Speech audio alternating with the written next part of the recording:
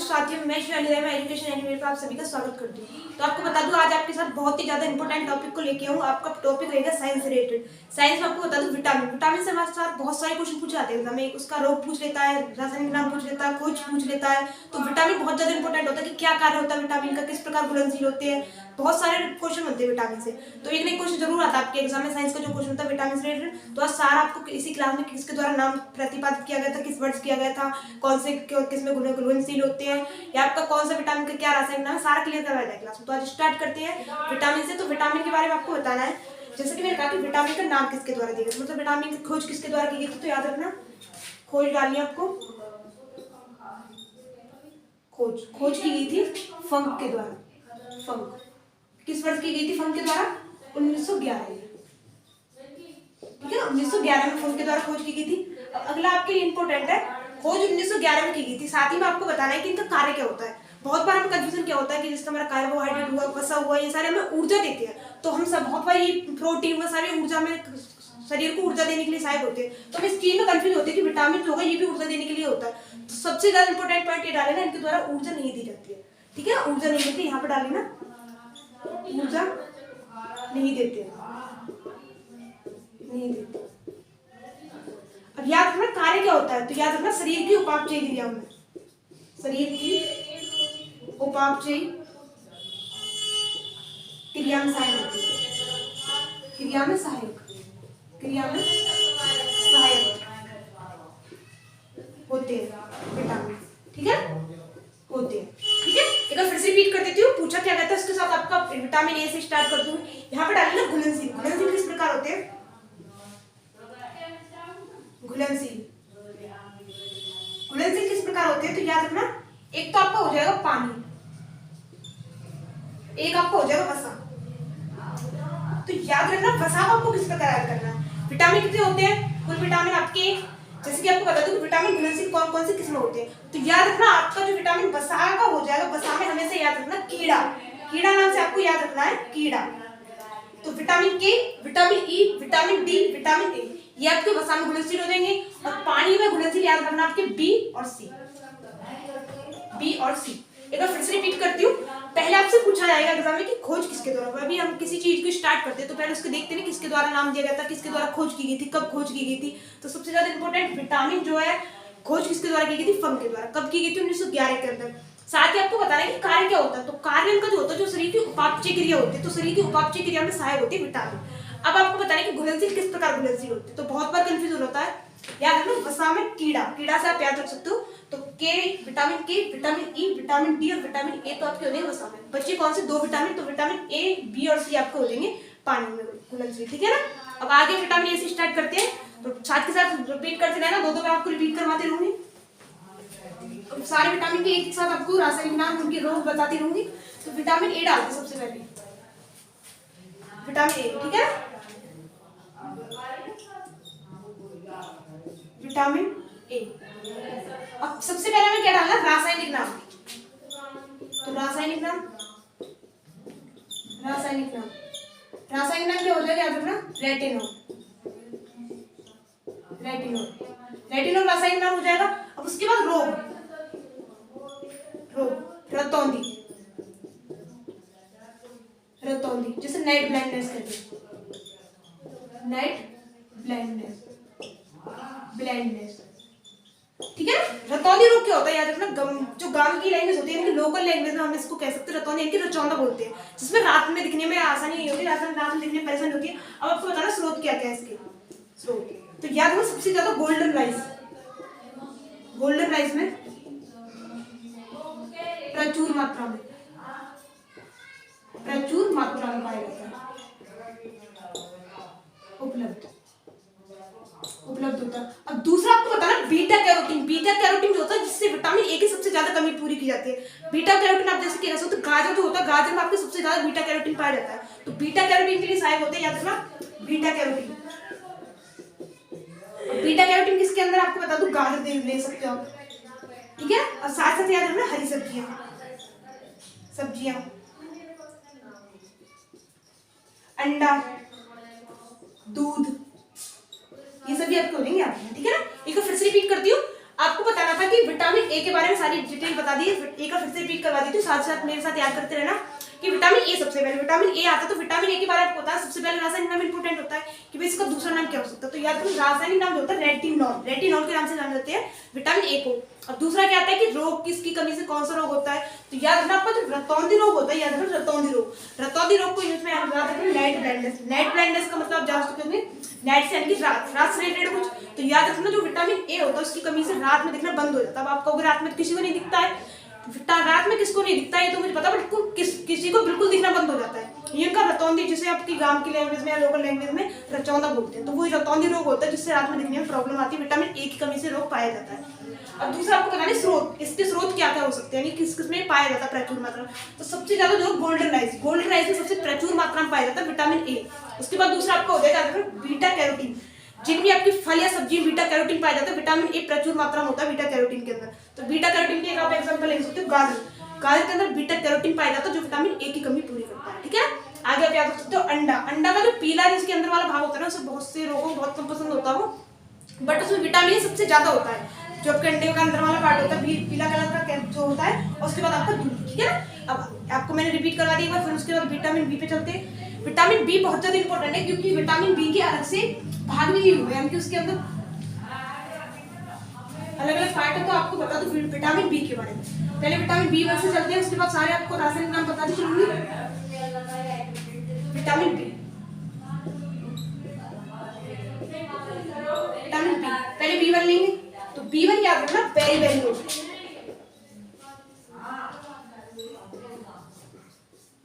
Very very low. दूसरा आपको हो जाएगा रासायनिक नाम, रासायनिक नाम, रासायनिक नाम क्या होता है आपका याद रखना, रासायनिक नाम बीटा इसका हो जाएगा थाइमिन। क्या हो जाएगा आपका थाइमिन। उसके बाद आपका vitamin B two, vitamin B two, vitamin B two. तो विटामिन बी टू का रासायनिक नाम हो जाएगा आपका याद रखना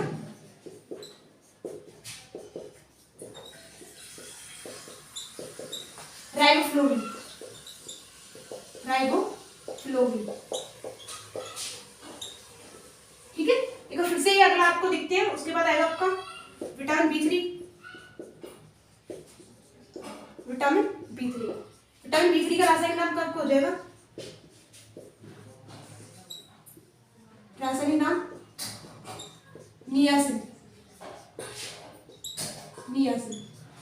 ठीक है, उसके बाद आगे देखते हैं विटामिन बी थ्री के बाद विटामिन बी फाइव। याद रखना विटामिन के जो 12 तक पार्ट होते हैं, हम बहुत बार कंफ्यूज हो जाते हैं कि 4 जो होता है 4, 8, 10, 11 कभी भी हम पढ़ाई नहीं जाते। तो याद रखना विटामिन बी के अंदर एक तो आपको विटामिन 4 नहीं होता, विटामिन 8 नहीं होता, विटामिन 10 नहीं होता, विटामिन 11 नहीं होता। उसके बाद जो बाकी सारे के सारे नाम बता दूंगी। उसके बाद आपका आएगा विटामिन 5।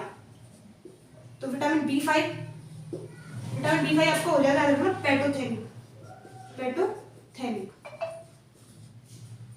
रासायनिक नाम, सॉरी रासायनिक नाम डाल लेना, रासायनिक नाम, रासायनिक नाम पेटोथेनिक, पेटोथेनिक। अगली विटामिन आपको हो जाएगा vitamin B six, vitamin B six. Vitamin B six का रासायनिक नाम, रासायनिक नाम आपको हो जाएगा पायरोडॉक्सिन,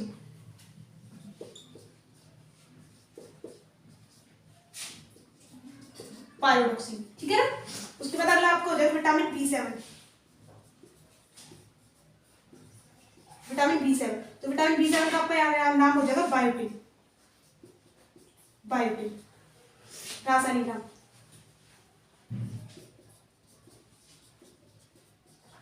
रासायनिक नाम बायोटिन। अगला आपको हो जाएगा विटामिन, जैसा कि मैंने आपको कहा था विटामिन 8 नहीं होता, तो vitamin 9, vitamin B 9। Vitamin B 9 का आपका याद रखना रासायनिक नाम हो जाएगा फॉलिक एसिड, रासायनिक नाम फॉलिक एसिड, फॉलिक एसिड। अगला आपको हो जाएगा याद रखना last vitamin B 12, vitamin B 12। Vitamin B 12 का आपका नाम हो जाएगा रासायनिक नाम याद रखना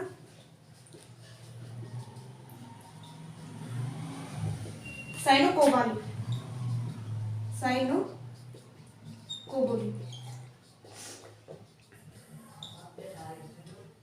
ठीक है, एक बार फिर से रिपीट कर देती हूँ। जैसा कि विटामिन बी, तो विटामिन बी के मैंने आपको कहा था 12 तक इसके पार्ट होते हैं। 12 तक पार्ट में बहुत बार कंफ्यूजन क्या होता है कि विटामिन 4 नहीं बताया जाता, हमें विटामिन 8 नहीं बताया जाता, विटामिन 10 और 11। तो याद रखना विटामिन 4, 8 और 10, 11 आपके होते नहीं है। उसके बाद आपको सारे बता चुकी हूँ। विटामिन बी वन का रासायनिक नाम क्या हो जाता है? रासायनिक नाम आपको थायमिन हो जाता है। रोग कौन सा होता है? तो रोग आपका बेरी होता है, याद रखना, ठीक है ना। उसके बाद दूसरा आपका आता है विटामिन बी 2। तो विटामिन बी 2 का रासायनिक नाम क्या हो जाएगा आपका? याद रखना, राइबोफ्लोविन। अब आपको कहोगे कि मैम आपने ये तो बताया नहीं कि रोग कौन सा होता है, प्रचुर मात्रा में किसमें पाए जाते हैं। तो यार विटामिन के जितने पार्ट हैं इनके थोड़े कंफ्यूजन नाम, यानी कि त्वचा संबंधित कुछ रोग होते हैं जो सारे मिलते जुलते होते हैं। तो कभी भी एग्जाम में आपसे पूछता नहीं कि कौन से विटामिन को, बस दो इंपॉर्टेंट होते हैं विटामिन 9 और 12। तो इन दोनों से याद रखना एनीमिया रोग होता है इनकी कमी से, एनीमिया, ये डालना बस, ये इंपॉर्टेंट है। एनीमिया जिसे रक्त प्रबलता कहते हैं, एनीमिया, एनीमिया, ठीक है। कभी भी इनका बाकी किसी का भी रोग नहीं पूछेगा, याद रखना, नोट डाल लेना, कभी भी आप एग्जाम उठा के देख लेना, क्योंकि सारे सेम रोग होते हैं, एक दूसरे मिलते जुलते होते हैं, तो इसलिए नहीं पूछता। अगला आपको बताना विटामिन बी 3। तो विटामिन बी 3 का रासायनिक नाम आपको हो जाएगा नियासिन। नियासिन रोग हो जाएगा। उसके बाद मैंने कहा था विटामिन बी 4 होता नहीं है। विटामिन 4 कौन सा हो जाएगा? विटामिन बी 5 आपको हो जाएगा रासायनिक नाम पेटोथेनिक, पेटोथेनिक याद रखना, पेटोथेनिक हम। अगला आपको बताना विटामिन बी 6। तो विटामिन बी 6 का रासायनिक नाम हो जाएगा आपको पायरोडॉक्सिन। विटामिन बी 7 का आपका रासायनिक नाम हो जाएगा बायोटिन। और विटामिन बी 9 का आपका रासायनिक नाम हो जाएगा फॉलिक एसिड, जिसकी कमी से याद रखना एनीमिया रोग होता है, यानी कि रक्त प्रबलता, ठीक है ना। अगला आपको हो जाएगा विटामिन बी 12। तो विटामिन बी 12 की कमी से रासायनिक नाम आपको हो जाएगा साइनोकोबालिन और एनीमिया रोग होता है, याद रखना। विटामिन बहुत बार एग्जाम में क्वेश्चन पूछा गया कि कोबाल्ट धातु किसके अंदर पाई जाती है? तो याद रखना विटामिन 12 के अंदर कोबाल्ट धातु डाल लेना, कोबाल्ट धातु। अगर आपको याद करने की प्रॉब्लम आई कि याद कैसे करना, कोबाल्ट धातु किसमें होती है या कंफ्यूजन होता है, तो आप नाम में भी देख सकते हो कि साइनोकोबालिन रासायनिक नाम जो होता है साइनोकोबालिन। तो ऑलरेडी कोबाल्ट उसके अंदर हमें लग रहा है कि हमें कोबालिन आ रहा है, तो कोबाल्ट से रिलेटेड है, तो कोबाल्ट धातु विटामिन 12 के अंदर पाई जाती है, ठीक है। अगला चलते हैं विटामिन सी के अंदर। तो विटामिन सी देखते हैं, साथ साथ याद करते रहना क्लास में। विटामिन बी सी का आपको रासायनिक नाम देखना है, रोग देखना है, स्रोत देखने हैं, किसमें स्रोत आपको पाया जाता है सबसे ज्यादा।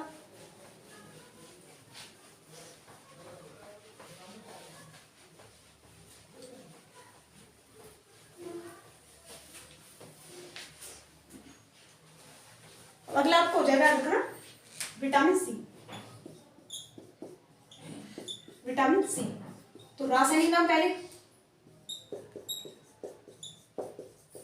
रासायनिक नाम, रासायनिक नाम क्या हो जाएगा आपका? एस्कॉर्बिक अम्ल, एस्कॉर्बिक अम्ल। अगला आपको रोग, रोग हो जाएगा रखना स्कर्वी, स्कर्वी रोग। अगला आपको हो जाएगा स्रोत, तो स्रोत याद रखना आपको हो जाएंगे खट्टे फल, खट्टे फल या सब्जी, आंवला।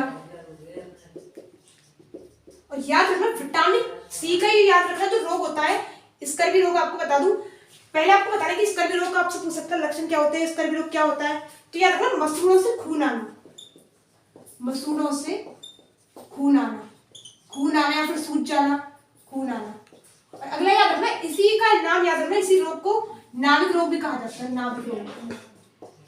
नाविक रोग क्यों कहा जाता है आपको बता दूं, पहले बार रिपीट करवा देती हूँ। पूछा क्या आपको बताना विटामिन सी। तो विटामिन सी का पहले रासायनिक नाम बताना, रासायनिक नाम आपको हो जाएगा एस्कॉर्बिक अम्ल। तो एस्कॉर्बिक अम्ल आपका रासायनिक नाम हो जाएगा विटामिन सी का। उसके बाद आपको बताना है विटामिन सी से होने वाले रोग की, इसकी कमी से कौन सा रोग होता है। तो याद रखना स्कर्वी रोग हो जाएगा। स्कर्वी रोग को याद रखना नाविक रोग कहते हैं। नाविक रोग क्यों कहते हैं कि ये जो अंदर नाविक जो नाव चलाने वाले होते हैं उनके अंदर सबसे पहले पाया जाता है स्कर्वी रोग जो है, इसलिए उसको नाविक रोग के नाम से जाना जाता है, ठीक है ना। अगला आपको मैंने बता दी कि मसूड़ों से खून आने लगता है, मसूड़ों सूजने लगता है, जो स्कर्वी आपका रोग होता है, ठीक है। अगला स्रोत पूछता है, तो स्रोत याद रखना खट्टे फल या फिर सब्जी, जो खट्टी सब्जी होती है, खट्टे फल होते हैं उनके अंदर पाया जाता है। दूसरा आपका आंवला, आंवला भी खट्टा होता है इसलिए उसके अंदर, ठीक है। अगला चलते हैं विटामिन डी के अंदर, देखते हैं।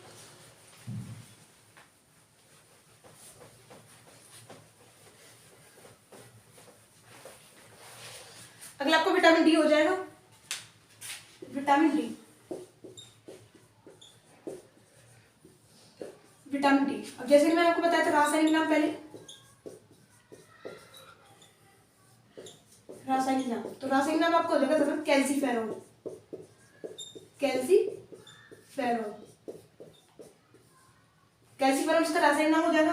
दूसरा आपका रोग, तो रोग याद रखना रिकेटस, रिकेटस, रिकेटस रोग होता है, ठीक है ना।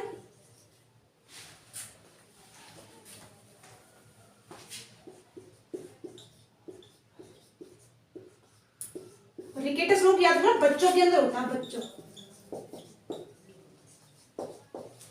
वही आपका याद रखना दूसरा रोग होता है आपका ऑस्टियोमलेशिया, ऑस्टियोमलेशिया, ये आपके वयस्क के अंदर पाया जाता है, मलेशिया वयस्क। याद रखना लक्षण क्या होते हैं, तो हड्डियों का कमजोर होना, ठीक है ना, दोनों रोग से हड्डियां कमजोर होना, हड्डियों का कमजोर होना। अगला आपको हो जाएगा स्रोत क्या हो सकते हैं, ठीक है, स्रोत आपको बताना, अगला आपका स्रोत हो जाएगा। तो स्रोत में आप याद रखना सबसे आपका सनलाइट यानी कि धूप, और दूसरा आपका याद रखना बहुत ज्यादा इंपॉर्टेंट होता है दूसरा स्रोत मछली का तेल, ये बहुत कम होगा, याद रखना मछली का तेल, ठीक है। फिर से एक बार रिपीट कर देती हूँ, पूछा क्या गया था आपको, बताया था विटामिन डी से रिलेटेड। तो विटामिन डी से रिलेटेड जैसा कि सबसे पहले रासायनिक नाम पूछ सकता है, तो रासायनिक नाम आपका क्या हो जाएगा, याद रखना कैल्सीफेरॉल, कैल्सीफेरॉल आपको रासायनिक नाम हो जाएगा विटामिन डी का। उसके बाद आपको बताना विटामिन डी से होने वाले रोग, तो होने वाले रोग जो है याद रखना रिकेटस और आपका ऑस्टियोमलेशिया। तो रिकेटस रोग जो होता है दोनों आपकी हड्डियों के कमजोर होने से रिलेटेड होते हैं, यानी कि हड्डियों के रोग होते हैं, बट आपका जो बच्चों में होता है उसे रिकेटस रोग कहा जाता है, और वो वयस्क के अंदर पाया जाता है तो इसे ऑस्टियोमलेशिया के नाम से जाना जाता है, ठीक है ना, याद रखना इंपॉर्टेंट है। उसके बाद आपको स्रोत बताने, तो स्रोत सबसे ज्यादा विटामिन डी होता है सनलाइट यानी कि धूप के अंदर, आप कहते हैं कि धूप के अंदर सबसे ज्यादा विटामिन डी से कमी पूरी की जाती है, विटामिन डी की कमी धूप से। दूसरा आपको देखा था ना मछली का तेल, पूछ सकता है एग्जाम में, क्योंकि बहुत बार हमें पता नहीं होता, तो मछली का तेल किस विटामिन की कमी को पूरा करने के लिए लिया जाता है, तो याद रखना विटामिन डी, ठीक है ना। इसी के साथ देखिए अगला, आपको रिपीट भी करवा चुकी हूँ, अगला आपका देखिए विटामिन ई हो जाएगा।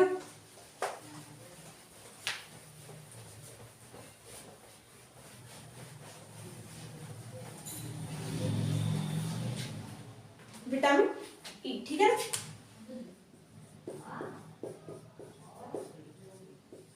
Vitamin E. अब रासायनिक नाम आपको सबसे पहले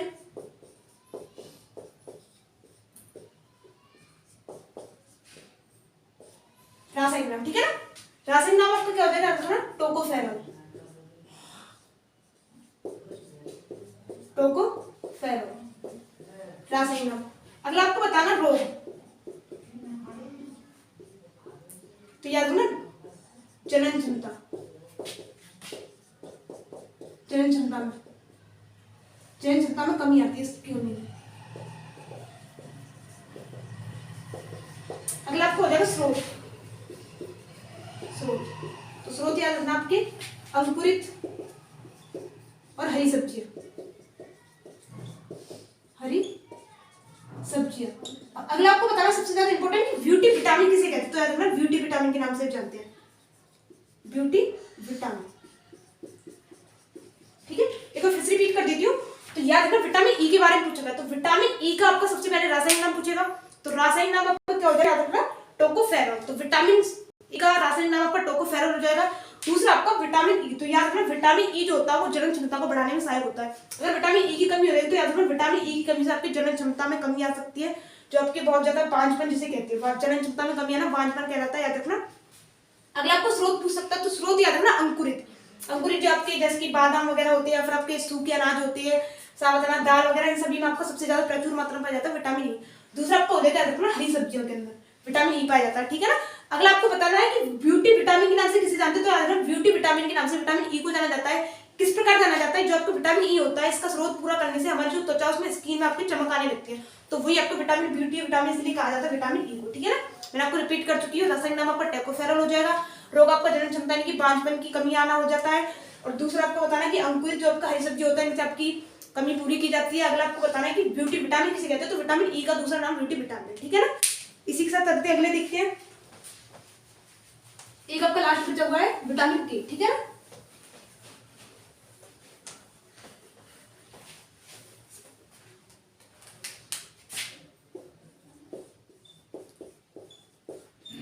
विटामिन के सबसे पहले रासायनिक नाम बताना आपको, रासायनिक नाम तो याद रखना फ्लोक्विनोन, क्विनोन, ठीक है। अगला आपको बताना है रोग, तो याद रखना रक्त का थक्का जमना, रक्त का थक्का,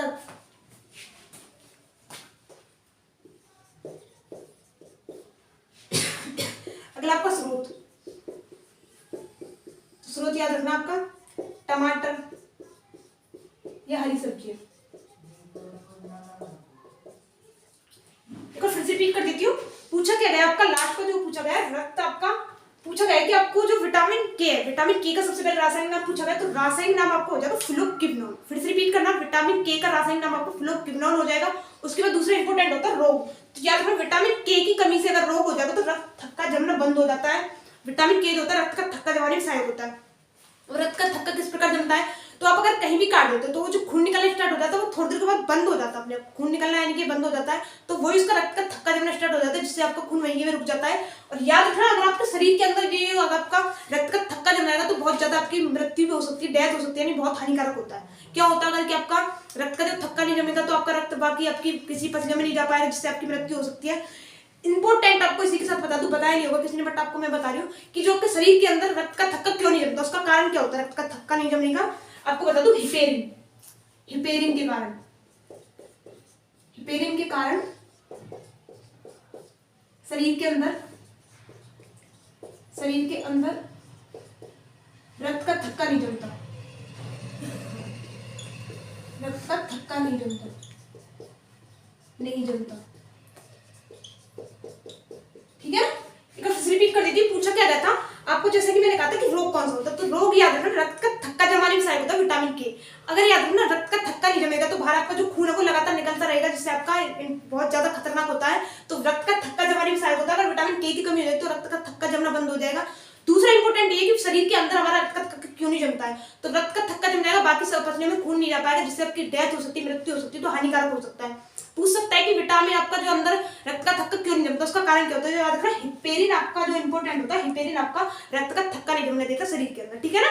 अगला आपको बताने कि स्रोत कौन कौन से होते हैं, तो याद रखना टमाटर या हरी सब्जी आप ले सकते हो, जिनसे आपका इनके स्रोत पूरा किया जाता है, ठीक है।